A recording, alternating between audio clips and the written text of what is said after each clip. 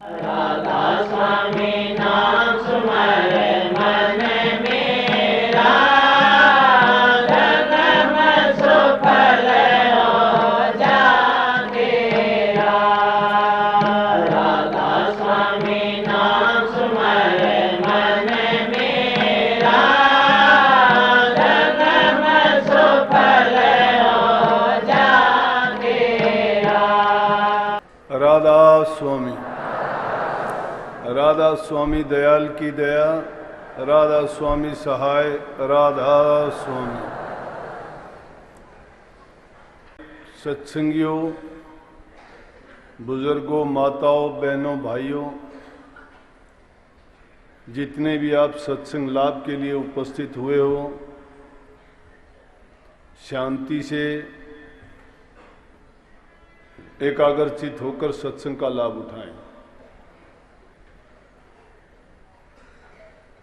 वार्षिक भंडारा इसी महीने में होता था, फिर बहाना बन गया जन्मदिन का, तो हमने दोनों मिला के एक ही कर दिया कि जन्मदिन का ही मना लिया कर, दोनों काम हो जाएंगे।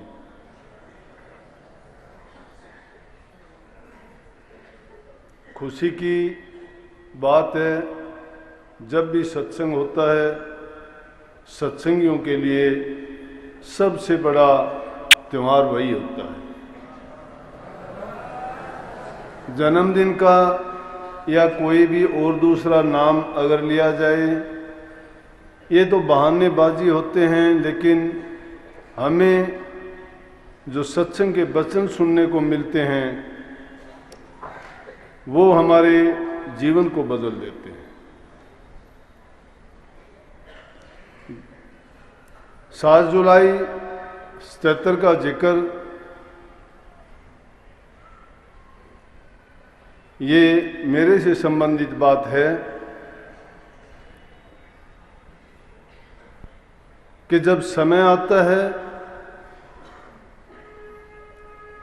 कोई पूर्व का संस्कार जब आके प्रकट होता है और पिछले जन्मों के शुभ कर्म जब इस जन्म में जीव का किए हुए कर्म का फल देने के लिए प्रकट होते हैं, वो दिन लेखे में गिना जाता है। संसार में जन्म लेके तो हम काफी पहले आ चुके हैं, लेकिन वो हम बिंदी औलाद कहलाते। 2 प्रकार की संतान होती है, एक नादी होती है और एक बिंदी होती है। बिंदी औलाद उसको कहते हैं जो बिंदु से पैदा होती है, जैसे हमने माँ बाप से जन्म लिया, वो बिंदी संतान के नाम से कही जाएगी।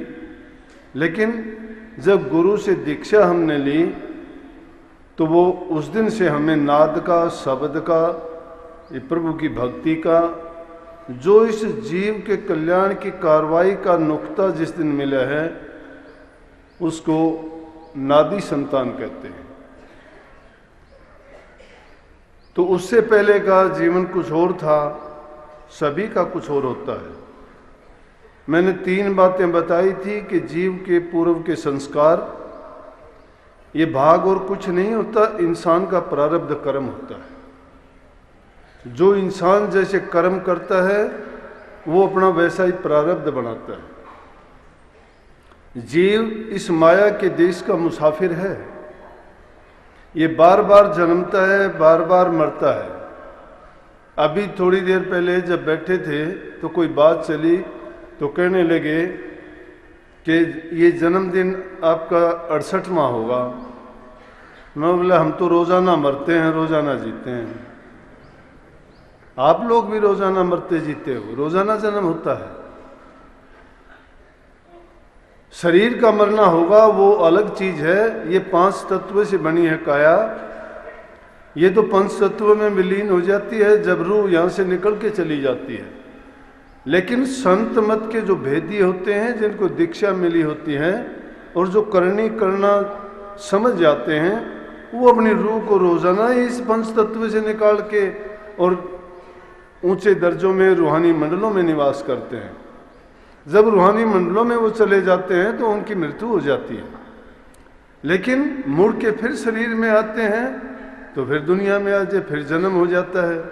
लेकिन दुनियादारी के लोग जन्म मरण किसको कहते हैं कि जब रूह इस शरीर को ही त्याग के चली जाए और फिर दोबारा इस जीव को ये पता ना चले कि इसको किस योनि में दोबारा से जाना मिला है। हमें ये पता है, हमें ये पता होता है रोजाना जब हम उस कार्रवाई को करते हैं, जब हम शब्द को सुनते हैं, प्रकाश को देखते हैं, रूहानी मंडलों में विचरते हैं, वहाँ का जब आनंद लेते हैं तो वो आनंद आत्मा आनंद होता है, रूह के लिए आनंद होता है। तो हमारा तो मरना जीना रोजाना का होता है, इस दिन का क्या मनाना है। परंतु फिर भी मैंने इसमें जो लाइन लिखी उस पर गौर करो आप। मैंने ही लिखा था ये कि साधो भाग ने पलटा खाया। पलटा खाने का यही मतलब था कि उससे पहले जितने कर्म किए गए थे उन कर्मों का फल भोगने के बाद मुझे संतों की शरण का जो फल मिलना चाहिए था वो दिन प्रकट हुआ। और जब वो दिन प्रकट किस दिन हुआ? 7 जुलाई 77 को प्रकट हुआ, जब मैं उन पवित्र चरणों में पहुंचा। नहीं तो वो पवित्र चरण, वो दिव्य ज्योति, वो मालिक के कुल, वो वक्त के महापुरुष इस धरा पर थे, उसी गांव में थे। लेकिन मेरे भाग ने जब तक पलटा नहीं खाया था। क्यों नहीं खाया था? कि मेरे जो पाप कर्म थे अभी वो बाकी थे। बराबर दर्शन कभी मिल भी जाते थे तो मैं सामने जाना नहीं चाहता था।